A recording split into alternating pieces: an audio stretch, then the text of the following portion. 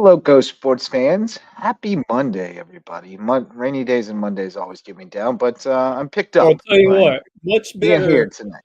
now that Imelda took a hard pivot Hard to the right. right out to the Atlantic Ocean. So, Yeah, thanks Imelda is to wide Umberto. right. Umberto dragged her out there, right? Umberto, he went out there and he dragged Right. Imelda with him. yep. So we appreciate that. Just go out to sea. But yeah, just nonetheless a kind of a nasty rainy day, and then no internet in the Ville. It was for most of Man. the day. It's just a blah Monday. But here we are on a Monday night. We got a Monday night football doubleheader going on. We got postseason baseball on the horizon. Had an incredible Ryder Cup finish yesterday. It got interesting down the stretch. Yeah. How'd y'all fare this weekend? What y'all getting Yep. into? Let's go ahead. I'm Had a good, had doing a here. nice week. I actually got to call some UCB soccer. Another strong win by the Sand Sharks as they cruised to another victory. This time over Albany State, so they're 2-1 in conference after the win on Saturday. So nice bounce back after falling North Georgia. A couple of road games this week for the Sand Sharks. So we will keep track of their continued season strong. Start 7-1 for Gary Boughton and the Sand Sharks. So been fun to call that game. And I, even though it got rainy, I had some fun over there at the Nest. Man, Oh yeah. I am liking what I'm seeing from this BJ Payne Seahawk team right now. It is. Yeah. Oh, by the way, Tyreek Hill just carted the locker room Yeah. with a Saw that. serious leg injury. So Yeah, it didn't look good. yeah, Yeah, I, was Didn't look real good. I completely agree with Wes. I've got Bluffton this week as well against Beaufort in the Broad River Bowl. Bluffton, like we Uh, always. what Yeah, what Bridge Bowl Bluffton was team's going to fantastic. show up? That's going to be interesting. But the Bridge Bowl was great. Tell you Yep. what, Bishop England I'm Hilton I'm had really this. glad that we were able to finish that in the early hours of Saturday. I got home at 12:30. Literally walked in the door, went right to bed. I didn't do anything else. I was exhausted after that marathon of football Friday night. Saturday did a little bit of prep to get ready for the games that I'm doing, of course, or the game that I'm doing, of course, on Friday this week, and then I've got Gator football on Saturday coming up. So have the double dip again. But Sunday, yesterday, I was the, I guess, moderator and keynote host for the St. Jude's activities going on with the folks and the symposium for leadership, Oh which I yeah. know you Oh you yeah. had done Nice. previously, JJ. Yeah, it was a Sarah good time. Sarah asked me a couple of weeks ago ahead of the game against Hardyville if I would consider doing it, and I said absolutely, I'm there. So working with her and Katie to work through all that, and so I was there at the country club for about 2.5 hours Yeah. yesterday, and then watched some football. Had choral society rehearsal last night, and then worked today and church stuff after work, being home a little bit. So just rocking and rolling and getting some rest when I can. It's Heard a that. busy time. Yep. Heard that. Yes. No rest for the weary. As I Right. mentioned, I was up before the sun to take the cross country kids from the Ville on the road. So that was a good time. We had a couple guys have good showings, others not so great, but you know how that goes. It's a slog cross country, Yeah. um, and we had kids up in the middle of the night, basically asking them to get up early and go out there and put in work, and proud of them for showing up and getting it done. And some of them had PRs. So, anytime you do that, it's a good day. Speaking of cross country, we had the scrunners. Let me pull it up here. We had the uh, Beaufort County cross country championships over the weekend on Saturday. Let me pull up the results here. Varsity boys, May River taking the championship by 13 points over Hilton Head, then Bluffton 26 points behind them, and then it goes down from there. But yeah, the little CBCCA over in Beaufort's got quite a squad. They placed 4th in the county ahead Wow. of Bridges Prep, Ooh. Beaufort, Hilton Head Christian. So good showing there. But Jackson Wright got beaten by his teammate Ooh. Talon Farrington, Wow. going How about that? 15-38, beaten right by 20 seconds. Joshua Gordillo and Zach Henderson from Hilton Head in 3rd and 4th, and then Boyd Collins from Bluffton rounding out the top 5. On the girls' side, Julia McKenna from Hilton Head with the win, 17-49. Giada Carge, Kaylee DiGermensi, and Madeline Craps from Bluffton go 2-3-4, and then Gabby Leidy and Abby Bolin from May River coming behind them. Bluffton takes the team title by a healthy margin over May River, which barely edged Hilton Head Yep. for 3rd. Of course, So, Bluffton, the defending 4A champs from last yep, year. boys and girls. The boys have fallen Wait, off both of them, a yeah. bit. Both of them. Yep. The boys have Yeah. fallen off a little bit, but the girls The still ladies are looking still very going strong. strong. Yep. Yeah. So there you go. There you go. On the subject of USCB soccer, I wanted to mention, Wes, it's kind of a weird deal, but I followed this group or this page on Facebook called Educating Parents of High School Athletes on the College Recruiting Process. And I happened to see, looking back at me today, a commitment photo on the beach at Hilton Head. Okay. And it says, proud of my 26. She's committed to continue her studies and play soccer for USCB. It's her dream school. They have her major. They have a solid soccer team with a new motivated coach, and the scholarship offer was very generous. This school definitely passed the broken leg test. Who wouldn't want to live 15 minutes from the beach and live in a very new ensuite dorm on a beautiful campus? Yeah. And then she says, There you go. this is what I loved. The coach was literally jumping up and down while fist pumping when she committed. We can't wait to see what the future holds for her. So it sounds like Gary Botten has gotten another one, another recruit that he's really going to like. And I he was think it's jumping the up and first down of in many. I dismay. think that program right now is on a quick Yeah. high trajectory from what we've seen, and they continue to play as well as they are right now and compete for a spot in the tournament. Which I think if they continue on this track record, I said on the broadcast, but I think the big games coming up or when they have to go to Flagler and later, those are the two they lost last year in like a 1-goal game, both of them I believe, and had a chance to win. So if they can get past those two teams, I think they'll be in pretty good shape because as of now, I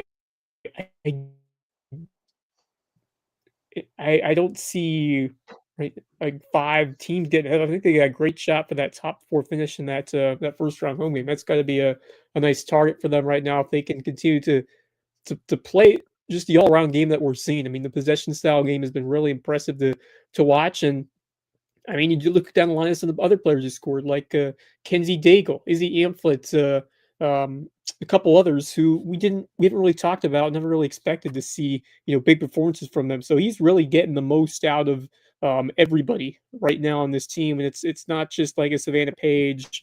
It's not just even Josiah Pax kind of come out of nowhere and led the team in goals alongside Sophia Willis, but it's not just those two. Other players are really starting to step up, and I'm not sure if my internet's running. Okay, I think we're still good. Yeah, we're a little bit slow today on this Monday evening, but yeah. And then Kaylee Samlock, who just got her first goal as a Sand Shark the other day. So terrific, just depth that has been cultivated there.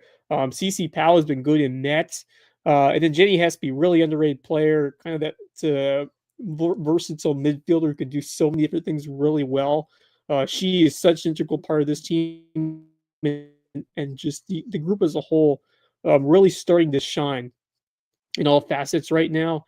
And speaking of USCB, we have a guest that just entered the studio. Oh, Our do man, we? Yes, he Mr. has made his Jeff way in. Yeah, we were going to Riley. talk a little football with him because, and I think we're about due for that now, right? Well, he's still loading up. We'll let him. Oh, there he is. He's loaded up. What's up, Jeff Riley? There we go. Hey, what's What's going up? on, buddy? Jeff, What's up, buddy? welcome to the show. Jeff, welcome to the show. Thank you. Have you been following the USCB soccer team at all so far this year? I've seen a couple games. I know that are they undefeated? They've No, they're lost 1 7-1 game so though. far. They're 7-1. 7-1. Yeah, I've been following a little bit. Yeah. Only loss was the number 5 team in the country in North Yeah. Georgia. Oh So, wow. Oh, I have an Yeah, they've announcement to make. You do. Tomorrow, Buford on Roberts Falls Parkway, 5 to 9 on late and at Five Guys. We're doing a Special Olympics is doing a fundraiser for bowling. Okay. So if anybody's All tuning right. in, I want to try to get as many people to come out support our Special Olympics bowling team at Five Guys and 20. All you got to do is go eat Five Guys. It's a great deal. You go eat at Five Guys in Beaufort, and a portion of the proceeds go to the Special Olympics bowling. So you get an excuse to eat Five Guys, and they'll give you a whole bag full of fries. Yeah, there's gonna be fries for days. As I've said before, and I'm probably a little bit of a contrarian, try the hot dogs. The hot dogs at Five Guys, I think, are some of the best that I've had anywhere. They're phenomenal. Yeah. Oh yeah, the hot dogs. Yeah, yeah. A lot of people love the burgers. Clutch dogs. I'm a dog guy. I'm a big fan of the dogs as well. But the big reason we have you here tonight, Jeff, is you've been moonlighting on us. You've been doing a little moonlighting with WHHI, but while you're out there, you're also doing a little work for us and got us a post-game interview with the star of the game, Thad Zarnecki. So we'll check that in a little bit when we check out the high school football highlights. And we'll stop now to recognize our all-star sponsors. We haven't shouted you guys out yet. The show presented by our all-star sponsors, Mickelson Law Firm and WHHI TV. Mickelson Law Firm with us since the beginning. Our original sponsors still supporting us today. They're our official real estate closing attorney and presenting sponsor of our Hilton Head Christian Academy coverage. They can help you with all your legal needs at Mickelson Law Firm. And then WHHI TV, our partner in local sports coverage. Been working with you guys since the beginning as well, and excited to formalize that relationship a bit more with our sponsorship trade. And we're your pregame sponsor. I heard you call us out the last few games, so always cool to hear that. Keep doing it. Yeah, we all just keep doing our thing, don't we? That's right. But no, you guys were out. All three of you were out at the Bridge Bowl. I was the odd man out. Quite a game and quite a game plan from BJ Payne and his defense to really just force them to beat them a different way. They really limited the passing game. McCarthy made some big plays with his legs, but surprising to me. I did not expect that. But he was outstanding with his footwork. And really, JJ, to me, it was, all three facets as well really were in stride and in check. I really have to give Bluffton a lot of credit, though. Obviously, 10-point loss, disappointing. They came back from that delay and scored right out of the gate. It was as big a game, certainly coming off of last year, as big a game as I've called in a while, and it could very well go down as the biggest game that I call all season. We'll see how the rest of the season shakes out. A lot to be, proud of everybody. But you mentioned him, Thad Zarnecki. He actually, before Jeff interviewed him, Daniel and I did, because he was our player of the game. And he was just absolutely incredible. I thought when he got hurt late in the game that it was something far more serious than just crampage. Yeah, he just got a cramp. Fortunately, though, he came back in. Must have been a pretty good cramp because it looked like he was in some pretty good pain there. But just so many great moments in that game. So many huge plays. It was great to see on the Bluffton side of things. Certainly, Carnell getting after it a little bit in the third and fourth quarters, especially late. But I tell you what, Hilton Head did a great job sticking to him like Elmer's and not being able to make him do much of anything. Amari Patterson made some great plays as well. It was just a really Patterson competitive did more game. in the ground game than he did in the receiving game. As a matter of fact, they tried to find ways to get him involved, but great job by that Hilton Head defense of limiting them. Let's check out the highlights from Sam Deaton. Let's see if they'll play. They're not playing for me. Are they playing for y'all? No. And this certainly was, especially because of the weather. This was even a bigger game in town. It was a huge game. Marcus, I got quite nervous as after the game resumed. When Bluffton scored to make it a one possession game or a 3-point game, and then Hilton Head, it was a 3rd and long, I believe. I mean, they were stuffed by Bluffton. Right. I mean, it looked like it was a quick 3 and out, punt it back to Bluffton with a bunch of time left. And all of a sudden, Renishevsky with one of the most clutch throws that I have seen all year. I think it was the clutch throw. I probably him and one of Little Nick Schieffer had a great clutch throw at the end of the game too this year. But just I mean the determination on that 3rd down play of Jeremiah Walters. Oh Yeah. my goodness! I mean That unbelievable play, got because me hooting and hollering for sure. It was outstanding. Here to see we go. Walters make that play. Now I've got Sam Deaton's highlights I rolling. was They will quite nervous cut off. because if Hillman would have let's start from Yeah, the they will beginning. cut off before the end ends. Well, yeah, this is the beginning. No, I'm saying back to the Yeah, this will cut great off atmosphere before before the rain. Great atmosphere at the Bridge Bowl. A tremendous crowd on both ends, especially for Hilton Head. Got a good turnout. And we mentioned too. Go ahead. May not have been as it was in the heyday of 10, 15 years ago, but still a decent crowd.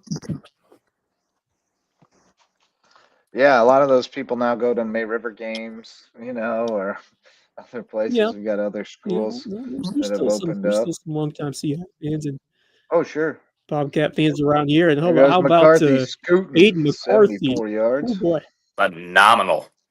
Hilton Head could not find ways to contain him early. He was let loose, and the Seahawks couldn't quite wrap him up. But Hilton Head consistently laying punches back at him. Rusher. Yep, there's Catman. Or I don't know if he's Neil. called Catman like what's his nickname?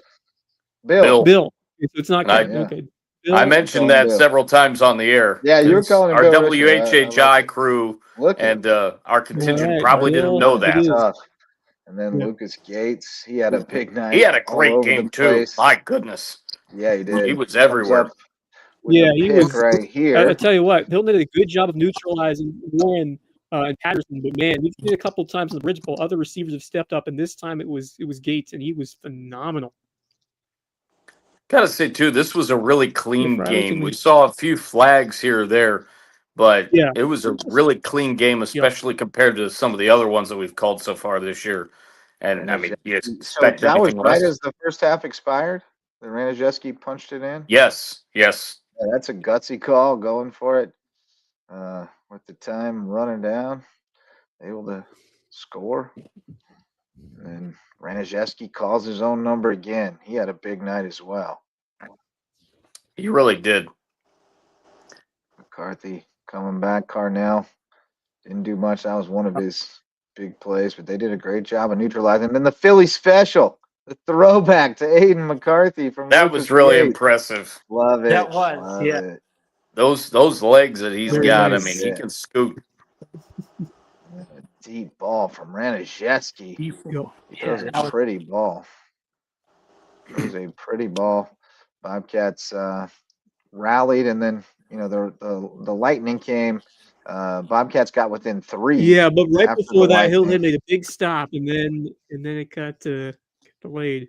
And then I think it was, the big pass came- from he Jeremiah made a Walters. big stop on the first down, and then right after that, the rain paused the game, and then Hilton Head they couldn't close it out at first, but then Bluffton made a 1-score game. They went down the field very quickly, and then that heroic pass to Jeremiah Walters to pretty much steal it and put it away. And man, just need big time plays like that in a rivalry game. So props to Renishevsky. Walters had a phenomenal season, underrated piece that has really come alive at the midway point of the year. And this Hilton Head team right now, I'm impressed. I'm impressed, even with some of those pieces they lost on defense. Others are stepping up, and I just think the offense it's gotten even better this year than it was last year. I just think obviously you lose Timko, but I think other guys have really gotten better.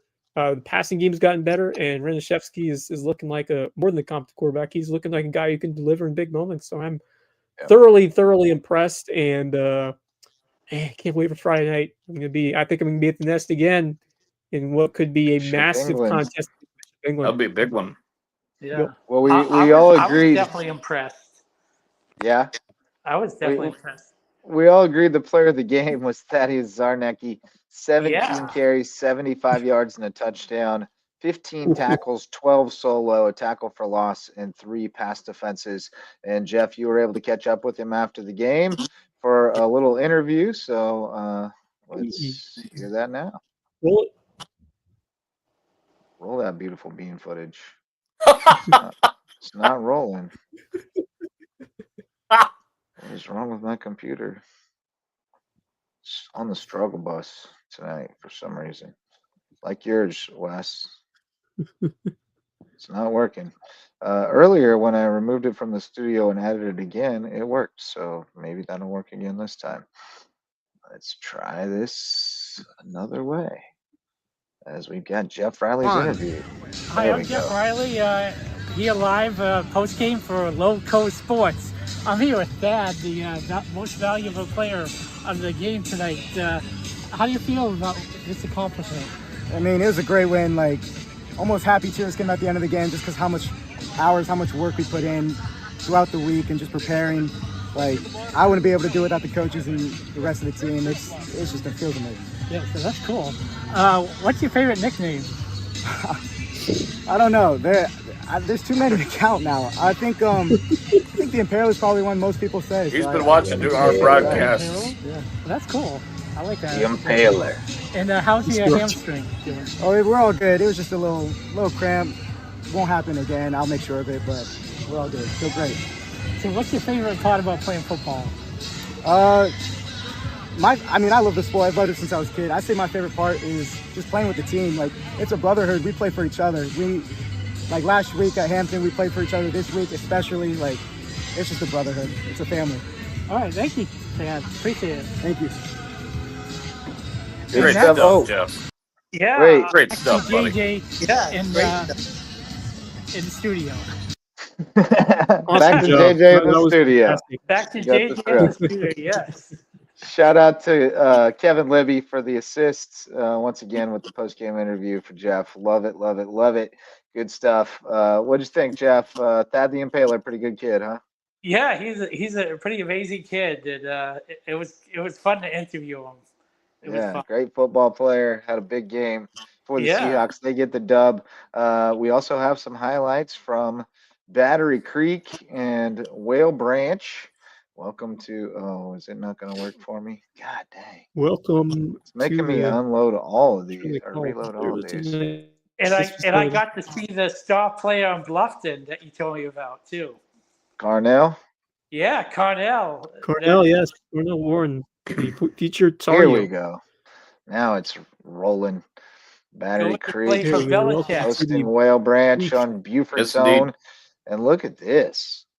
Look at this. This is a Ooh. freshman. Adios.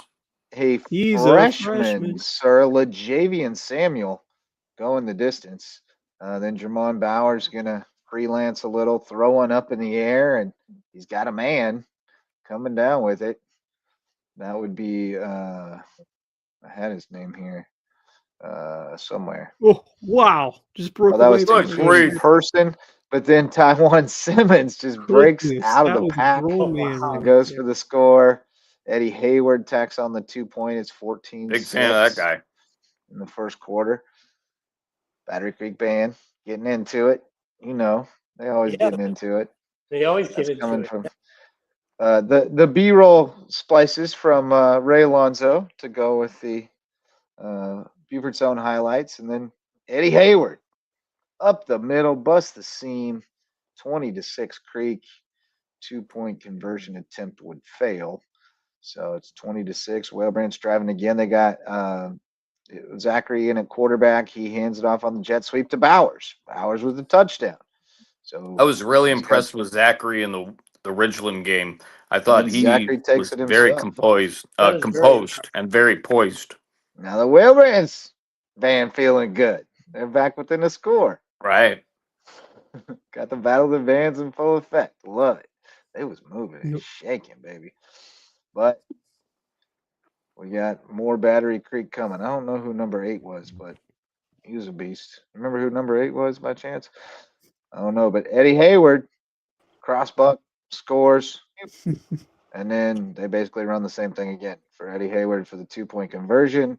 And then the Lightning came again, and then they had to call it. So Whale Branch falls to Battery Creek. Battery Creek wins it 28-14.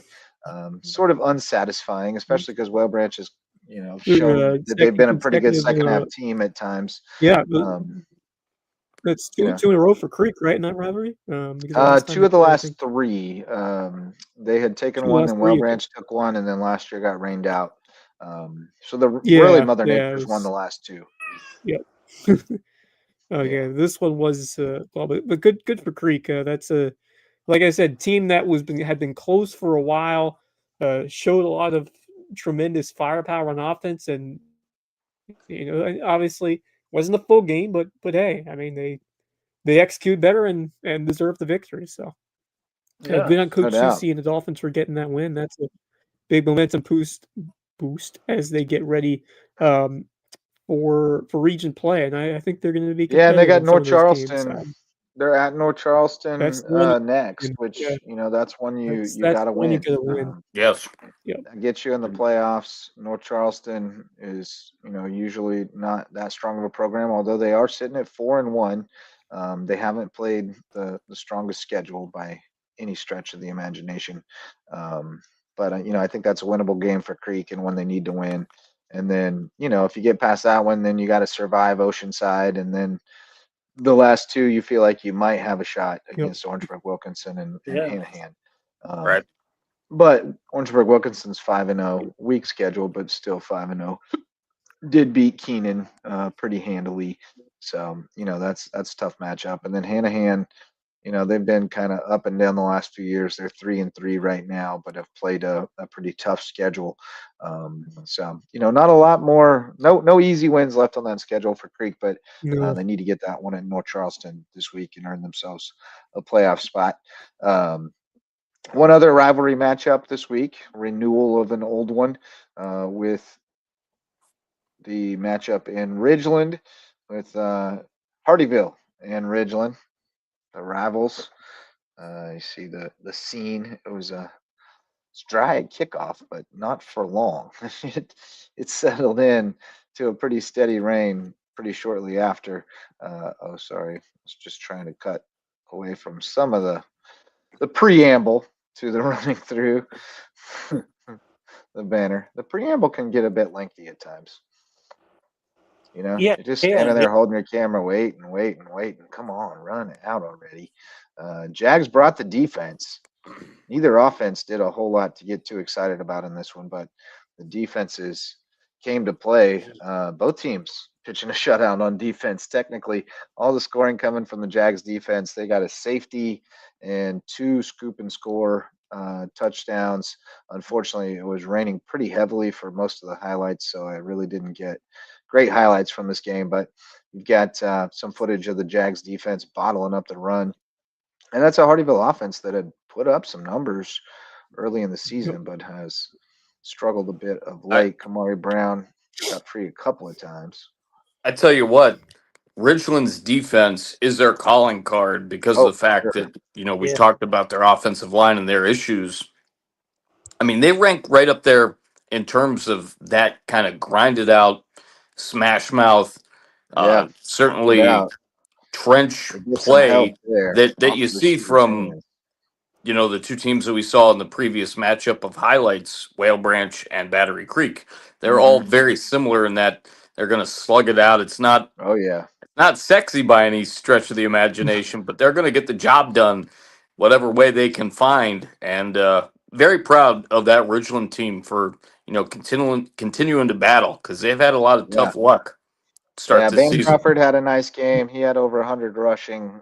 He was really the only offensive standout. And then the defense, Jaden Nunez and Javar Henderson each took a fumble to the house. That's 2 weeks in a row for Henderson that he's had a scoop and score. So that defense is playing really well. Gets tougher for Hardyville this week. They've got Bamberg, and that is no easy task. Tough night for the Canes, but But then I think the last 3 are very winnable. But if Coach Gardner's watching, if Maurice plays, then they'll win. if Oh, they you get. think Maurice is the secret weapon? I think so. I think he's the secret weapon. So if Coach Gardner's out there watching, put in Maurice the next game against Put in Bamberg. Maurice. Ooh, boy, you're putting Maurice into the frying pan there, buddy. They're pretty tough. But I think Ridgeland has a chance to keep this going. They've won 2 in a row. They go Yeah. to Denmark next week. That's a winnable game, and then they got Allendale at home before they go to Bamberg. So they could put together a little 4-game win streak here going into Bamberg, and then that would be, for all intents and purposes, a region championship game. So they got to be happy with where they're sitting right now. May River was all over Georgetown in their game. Oh, this isn't going to play, is it? Nope, it's not going to play. Let me pull it back in. I don't know why it's being so glitchy tonight, but it sure is. But here we go. May River highlights. Lots of Sean Mitchell in this one. He had over Tell you 200 what, I can't rushing. wait to see him run the football again. He is something We'll have else. the Bluffton game. What a year that he is having. And he also had a pick. This is Sean Mitchell as well. Up at the top of the screen. Going to come up with the pick here as soon as they run the play. Throws it up for grabs. Mitchell play in left field. Goes and gets it in the gap. And he's going the other way for a good bit. It's not easy to tackle. Not sure if this was Mitchell or Justin Head had a touchdown run as well. Andrew Johnson did not play in this one. So he's still a little banged up. Let's see. Hard to tell who's who, which is part of the mystique of this offense. I think that's Head, going the other way. They bid on Mitchell, and they went the other way with it to the inside man. And this is Mitchell for sure. You're going to see his big body bust out of the pile and take off to the end zone. Wow. He is tough, man. Over 200 rushing, 3 touchdowns, and a pick for Sean Mitchell. 38-0 win for. Oh yeah, and he had a touchdown reception that you're going to see here momentarily after this play. 22-yard. They only throw their 1 pass a game, but it's usually good for a touchdown. It's Click to the it for a line. good time. Going up top for Mitchell. Uncovered. Am I seeing correctly that Buford's own was here too? At the No, May this River is game? Huddle. No, This is Huddle. this Oh, is, that's This is just Huddle there in the yeah, corner. that'd be crazy if the ball was in 2 spots at once. That's what I was gonna say. For his Certainly, greatest magic trick yet. no kidding. Trust me, people were asking me if I could clone myself as well Be nice, for the wouldn't it? weekend. Well, you've called 2 games in Would 1 be. week before, haven't you? Yeah. Oh, Yeah, I've done it in a week, he's called but one not, back of at the course, studio. two Right, at but once. like you've called That's games very in the true. studio after. Yeah. There Yeah, you go. correct. And then one other game. It's not over yet. They're How still about it? gonna play. Shoot, that one's not working. They're still gonna have to finish this one up. And as of this was morning, one of the Greg bigger games of the Langdale week, said Colts and Prep, and, they didn't have PA. an answer yet from Skiza on when So that would happen. They were thinking it might be because October 17th, but that would result in So that's what both I teams heard. losing a game. So let's hear this. Right. Let's hear this entrance. Warhawks entrance. Check this out. Check this out. We got a full fireworks show. Wow. For the The pyrotechnic, something fierce. Jimmy Searson with the video. Very nice, Jimmy. I'm going to get a Cale Owens touchdown run.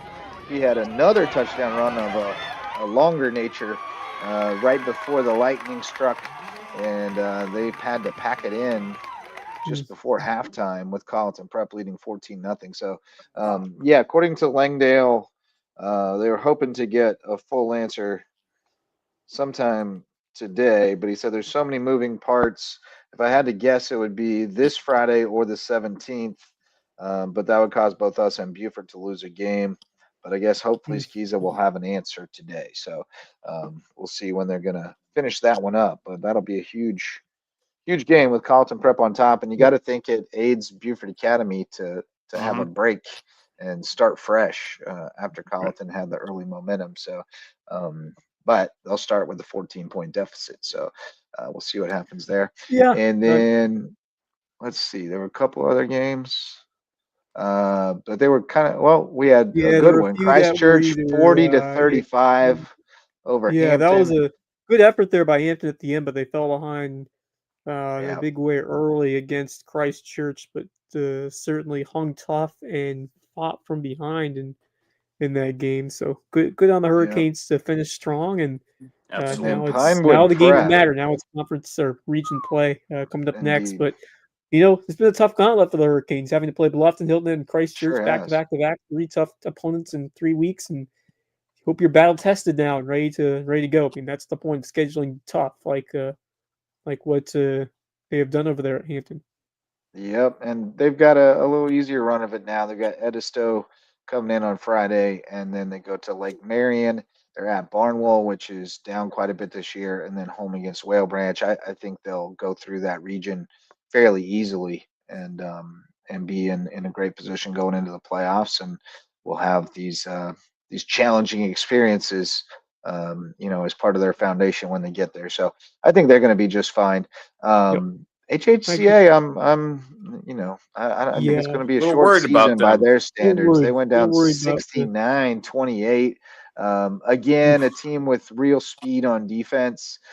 They were able to just neutralize Reed McCollum's running game completely. He had negative rushing yardage, due to sacks, and then he did a little bit in the passing game, but just not enough there. When they're one-dimensional, and their defense just has not been able to stop the really strong offenses. So it's shaping up to be a shorter than usual season by their standards. Yeah, I don't expect them and to be there early start in for the championship basketball. Saturday. Could be an early start in basketball for the Eagles. We'll see what transpires, but I think Pinewood Prep and some of those other squads at 3A are on another level right now. HHCA just doesn't have the potential electric weapons that we have seen in years past, and no disrespect to Reed McCollum because he's a great quarterback. Oh The yeah, blocking has not been there, and they just haven't had as much help. Although Haupt has played well, he's been decent over there wide oh out. yeah, They he's have been that coach excellent. running back, Yeah. and they just don't have the blocking this year right now Yeah. for the offense to really churn. So. Never count Ron Peduzzi fully in November, but going to be a tough run this year for the Eagles over there at HHCA. No doubt Seems about that it. way. Seems that way. The rest of them got wiped out by the weather. John Paul II at St. John's Christian canceled. Hilton Head Prep at Dillon Christian postponed. I'm not sure when they're going to have to juggle some things to make that one work too. And then Jeff Davis at Cross was postponed, I think, to October 17th. I have was what to was told on that one. ask, just because of the way the wording works or how people word the wording. Does that cancellation actually mean a cancellation? That one was canceled because it's not a Right. region game, so they Okay. just canceled. That will not be got it. They're not going to rescheduled. juggle anybody's schedule around for a non-region game, but the other two were region games, so they have to, and the BA Right, Carlton Prep. right. That's a completely different They have to- situation when you have region games versus non-region games when you only have several weeks to play them. Yep. So But yeah, that's the this next week situation it's for week 5. fully immersed high school league. Everybody's in region pretty much, and as we really get rolling second half of the season, I'm obviously I'm looking to be at the Hilton Head High and Bishop England, and what could be a very very impactful region title game or region game. It could be a region title game, but no doubt a big one in the region. Beaufort Bluffton, Marcus, you'll be at that That's one. where I will be. Yeah, and I'll be Alright. at that one too. Max and Jeff will be with me. All right, so a lot you're- of people stationed at You're the raiding den. my whole staff. Yep. Carlson May River as well. That should be a easy one for the Sharks. Although you never count the Cougars for how they can play on the road. But I do think May River has got that one well under control. Then a couple of interesting North skis games Charleston. as we get into North Charleston Creek. Where are you heading this Friday, JJ? If you happen to know yet. And then It's a good question. Baptist which that one could be interesting to. I might go over to May River, Okay. and then come back and man the studio, Yep. because May River's about 10 minutes from my house. Who So do figure they that have one this should week? be. They have Colleton County. Colleton. I figure that That's one right. Yeah, they should have plenty of first half highlights, and then I can Yeah. likely be. So head on back to the ranch. yeah, Yeah, I'll probably do that. That's probably what I'm thinking. I haven't seen the Sharks yet. I want to get over there. I'd like to see Colleton as well, Yep. and so that's probably my move. I think we'll have All Buford right. Bluffton well covered. Wes, you said you're headed over to the Nest, of I'll be course, headed to the and Nest, Isaac yes. Roman will be out there with you as well. I thought about going to the Nest too, honestly, That and, I mean, watching a little bit of that one. yeah. 'Cause, so we'll see. That We'll see how looks I'm like feeling. a pivotal game in the region for how well Hilton is playing, for how good Bishop Midland. I think these are the best two teams in the region right now. I think so too. I mean, that's where I have them slated, Yep. and it looks like a big time clash. Now, May River's still very much May a River is factor they as you well. cannot you can't discount them as well, because they are Until you have a they're gonna loss. be they're gonna be in the thick of it. They're gonna Yep. have their say going That forward. Buford Bluffton game is far more interesting than we would have thought it was. I'm really looking Possibly. forward to that. And, Bluffton's lost 2 in a row on the road. They're heading home. Buford's won 2 in a row at home. They're heading on the Yep. road. Last year, 42-35. It was really close. Buford's riding some momentum with those wins the last couple of weeks. The way things worked out last week. I mean, there's storylines like that the everywhere, first very win, similarly to last crazy week magic in the game I had. victory, the blocked field goal Yeah. return, them, beating Battery Creek, which you expected. I'm not still not 100% sold on Buford, but we'll see. I mean, it's a region game. I mean, you can. No, I'm not either, but it was looking Those a couple games, of weeks those ago games can like this be, might be a lap. in a one evening situation in region games. It's Yeah. weird things can Buford's happen. going to have to get And, off to a good start. Yeah. Buford's defense is exceptional, so I they could do. see They have them keeping Bluffton to a reasonable number. I'm not sure I can see the them question is, outscoring the question Bluffton. is Buford's offense. Are they ready to take that next Right. step? Because I mean, maybe they will. Maybe they take momentum from what we saw in a really good effort against Creek. Although Bluffton's defense, I Yeah. think they're a bit better. Although Hilton had showed that their run game got going. So I think Bluffton bounces back. But it's going to be a game. I mean, you can't discredit what Buford has done. I think they're training in the right direction. I think Library's got them playing good football. I think that sometimes crazy things can happen after you get a win like they did against Goose Creek, and that one win can send it all in the other And direction. they have some film of some people successfully limiting what Bluffton does, and Library's a that's great really coach. He's helpful. going to take every advantage possible in terms of just scouting and coaching ability. He two great coaches in Gregory and Library. That's a fantastic matchup of coaches in that game. Yeah, I mean, I'm Bunch not of like coaches going. I everywhere. don't think I'm going Yeah, Buford well, or obviously, anything, but just it's more specifically interesting those than it two. looked a couple weeks ago. Could be closer than the experts like myself Closer originally than thought. the experts think. My considered the expert here. Yeah, we are the experts. We are the experts. It's a low bar around here. What else you guys got? You got any other local sports news? I don't have much else. Well, Can't really think of anything else. Yeah, we got some good volleyball coming up next week. I was we do. worried that we might get games delayed or canceled, but with the weather clearing up and schools scheduled for tomorrow, I assume that we are on schedule for those games as well. So Buford with a big one against Bluffton.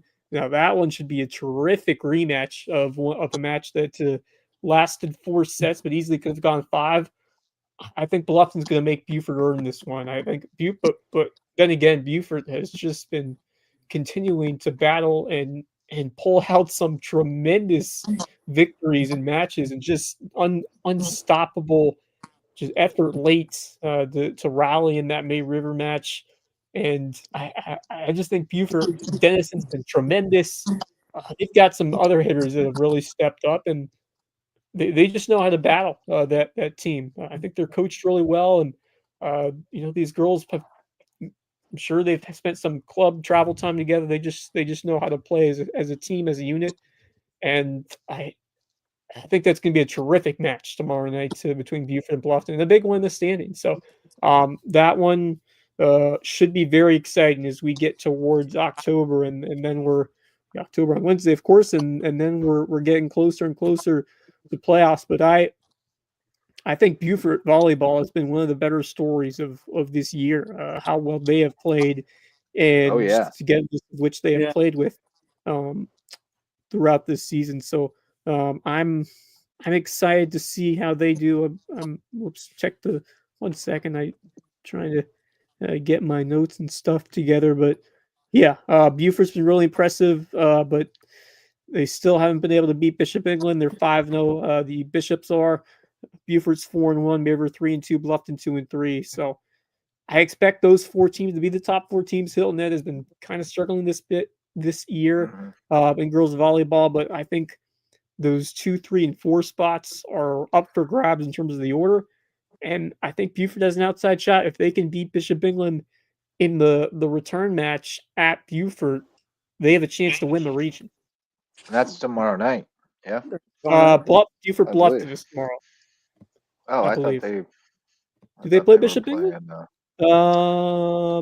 It's Buford Bluffton tomorrow. The return game with Bishop England is next week. Oh, okay. So next week they host Bishop England. Yeah. Yeah, you're right. The 7th. Yep. They do. That's the big one. But just wanted to before we move on. I mean, just shout out some other players who have stepped up. Erin Crosby has been terrific. She's only a sophomore. She's only a sophomore. She's been outstanding here. Leads the team with 99 kills. The last time they, not sure how updated those stats are, but she's there at the top. And then there was a Crosby that played basketball for Buford. Yeah, there was. Yes, Carson, I think. Carson Crosby. Carson Crosby. Was there another one too? Maybe not. Oh wait, there was Carlton Prep. Maybe there's, I don't know. Yeah, there's been Crosby's at Carlton Prep. Yes. But the one I'm thinking of is Erin, who, she's been spectacular alongside Dennison. That team, she's playing some fun volleyball, and man, that crowd went crazy when they completed that comeback over there. So tomorrow should be fun. Buford Bluffton, and then if the Eagles get the job done tomorrow,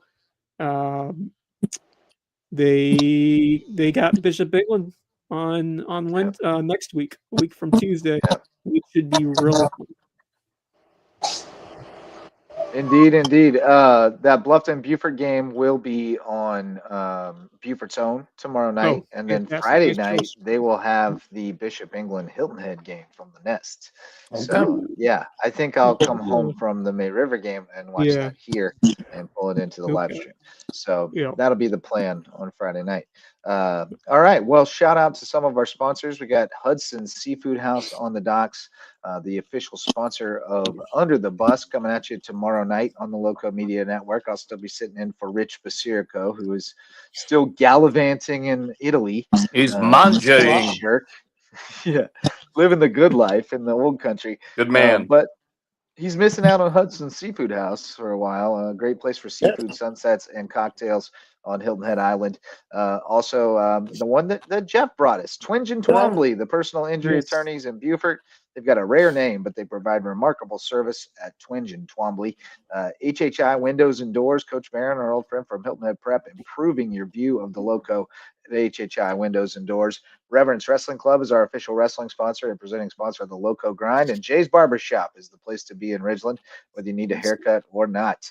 All right, fellas, we're ready for parting thoughts with 10 minutes to play. Jeff Riley, you're the guest. You got any parting thoughts for us? I know you want to talk Red Sox. Yes, definitely. I want to talk Red Sox. Yes. Tomorrow it starts the wild card series. Yankees and Red Sox in New York. Yes. And my prediction is the Red Sox. I'm going for the Red Sox. They have a better bullpen. I got Sox in 2. And a sweep, huh? I think Red Sox had the season series. Now regular season. And you say, I'll know what everyone says. Regular season doesn't matter when you get in the playoffs. It's a clean slate, and that's the mentality you have to. And I'm sure that Alex Cora is going to say the same thing. Yeah, I mean, we crush them the season series. It doesn't matter now. It's best of 3, first of 2 wins, and I just really have been impressed by the way so many different X factors have stepped up for this Red Sox team. I mean, you went into this year, and obviously you got guys like an Alex Bregman, Trevor Story, who had a tremendous comeback year.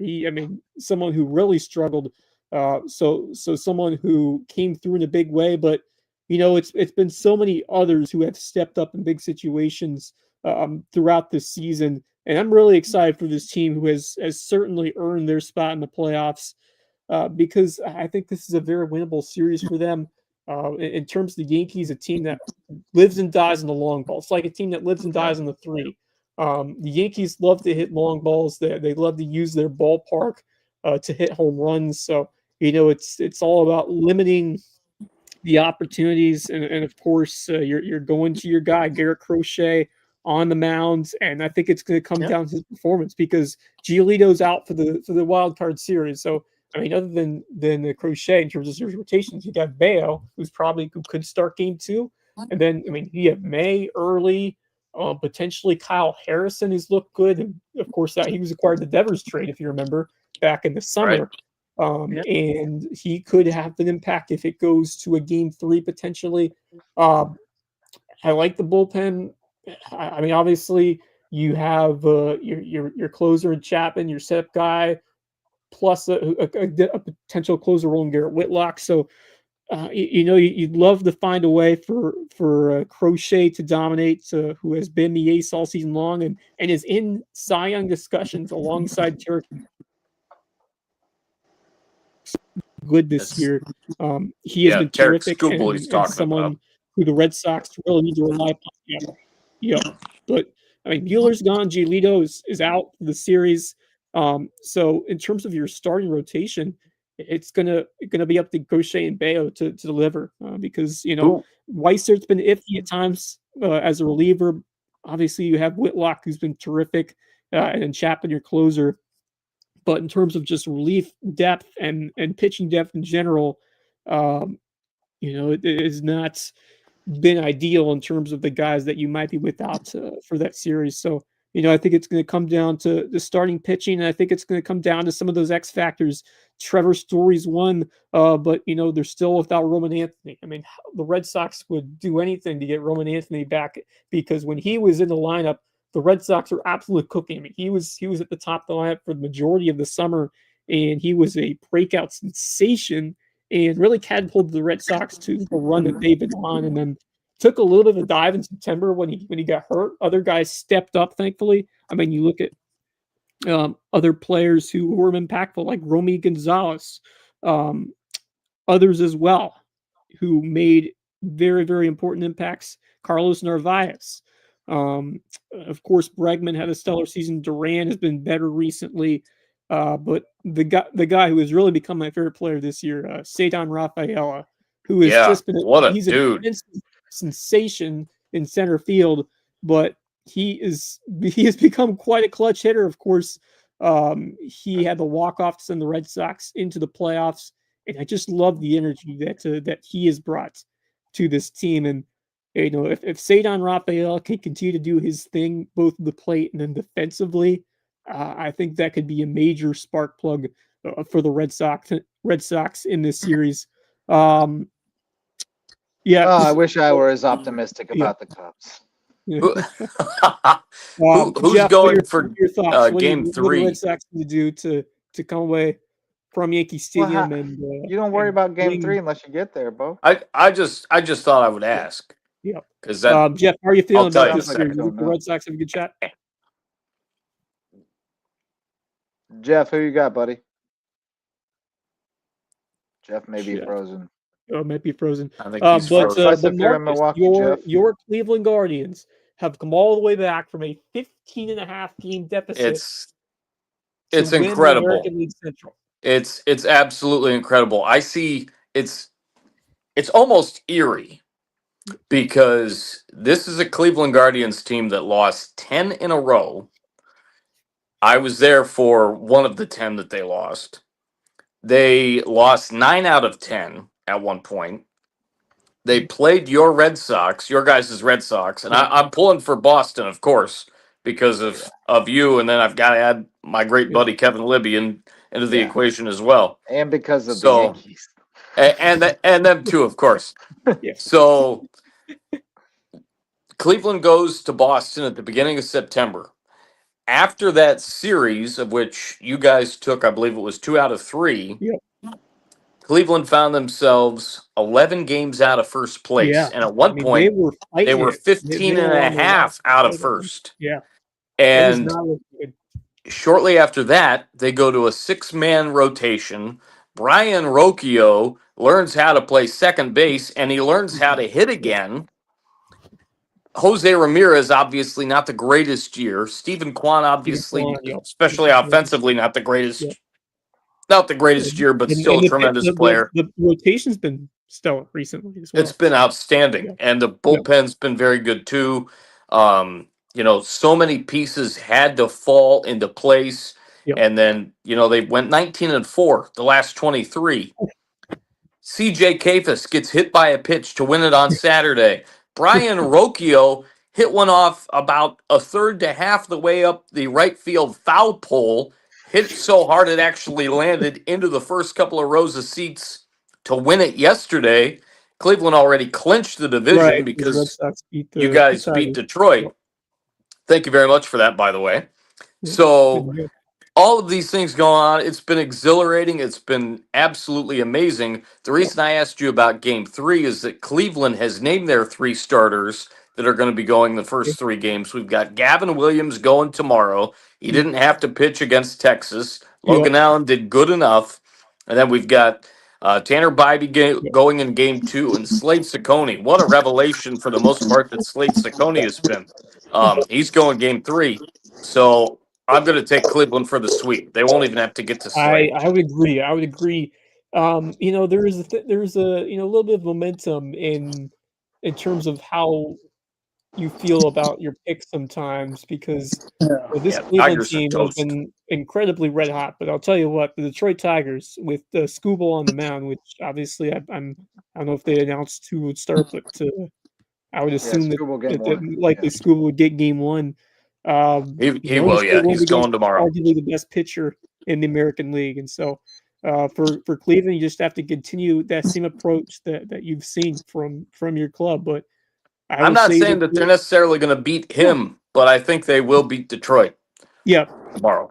I just think they're playing at a higher level than what the Tigers are showing up to. Although I still think Detroit has a capable lineup, and I just think that the run that Cleveland has went on, I would be less surprised if they found a way to and playing at home in front of that. I think Cleveland's one of the better fan bases in Major League Baseball. Their fans are incredibly passionate. It is going to be some terrific energy out there. The one gripe I have: why is it a 1:00 start? I mean, I don't understand, and I know that. What I would do if I was, I understand that you'd like to get as much baseball in there as one day in terms of the different times, but just stagger the starts. Like have one start at 6, one at 7:30, one at 9, or and then it's like you get to watch so they're an hour after another. Like they're going 1, 3, 6, and 9. Well, it should be it should be like 1 at 6, 1 at 7, 1 at 8, 1 at 9. Then you get to, it's still fun because you get to see them finish like an hour after another. So, right. I think it all has to do with money. Yep, that's no doubt. What it comes get down higher to. ratings. But ESPN, ABC, Fox. Right. There's something great about back-to-back games. That's a little about March Madness. Like you have something magical. All the games finishing like right after one after another. So if you want to watch every pitch of every game, you wouldn't be able to watch every pitch of every game. Yeah, just call in from work, and there you go. Yeah. You got a full day and even the baseball. So it's a ton of fun. I love it. I love it's there are. I'm less than optimistic about the Cubs kind of limping in. They got the Padres coming to Wrigley. Padres are a tough That's going to be lineup. tough. Yeah, You know, it's that going to be a should be a tough very good series, but series. That one could go either it way. gives me PTSD because it was 1984 that the Cubs were up 2-0 on the Padres in a best of 5 and lost 3-2 and made me cry for the first time and forged my heart in darkness. But you never know. The here we Cubs, are. your Cubs. They may pull it off. I mean, their pitching staff is pretty depleted. Cade Horton broke his ribs coughing or sneezing or something from being sick. Ouch. So that's a bummer. Justin Steele went down before the season even started. So, you know, they're a little thin on the pitching. Matthew Boyd, old friend of Boyd's been good. yours, Boyd's making been the very good. game 1 start. He's been excellent. Wow. He's been So phenomenal. hopefully he can outduel Nick Pivetta. You talk about a resurrection of a career. He leaves Detroit, comes to Cleveland, really helped us last year. Yep. Tanner Bybee, and I mean Tanner Bybee is arguably our ace most years. Right. Matthew Boyd did what Tanner Bybee did for the month of September in twice as many starts last year for Cleveland. Yeah. And this year, JJ, you're absolutely right. He's been absolutely tremendous for your Cubs. Wish him and your Cubs nothing but the best. It's going to be an interesting series. Oh, it is. And then I've the enjoyed other watching series, from On the Diago. Cubs. They're a fun team. I've really enjoyed watching development of some of your guys. You got Cal Tucker coming in with some play. Well, I love watching Suzuki. Everyone really enjoyed watching Pico Armstrong. You gotta love Dansby and Nico up the middle. Young corners have been good too, Shaw and Bush. So we'll see. It's been a charmed year. They've been ahead of schedule this year. They weren't supposed to be as good as they were. And if they can somehow sneak past the Padres, then they get the Brewers, and they took the season series from the Brewers. Yeah, and I really feel like the Brewers are just much even matchup than you would expect by the records. Even though Milwaukee won by a handful of games, I think that is a toss-up matchup if they play each other. I do too.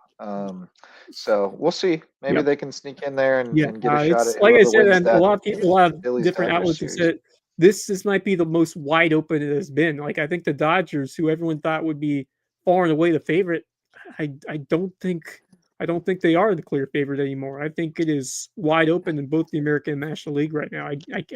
I agree. Yeah. Toronto, Seattle. I don't think you'd say either of them are clear front runners right now, and even I guess Philadelphia has really looked well. And good I this think we year. still don't know how the bye is going to play this year. Yeah, it should be better than last year, but it's still a factor. And so I'm not sure how that plays. I do like the Dodgers. I still think they're the favorite to win it. They don't have to contend with the bye. I think they handle the Reds, but then they got to get through the Phillies. That's going to be a great series. Dodgers Phillies is going to be a great series. Yeah, that could be a really fun one if they meet up. Fun time of year, man. Yeah, you got college football and NFL and full MLB playoffs coming on. You got NHL season coming on. WNBA playoffs. Yeah, Ryder Cup. It's been a Ryder Cup. By the way, I mean,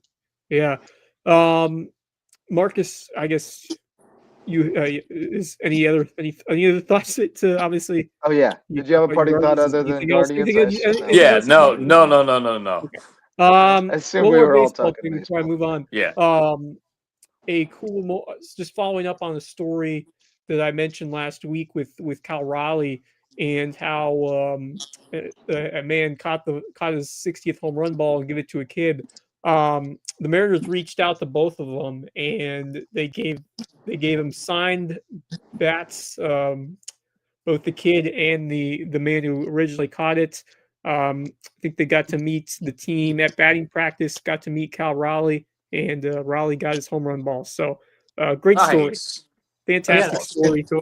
Just by everybody. The man who caught it, who gave it to the kid, and then it's the Mariners as well to the team for reaching out and thanking what those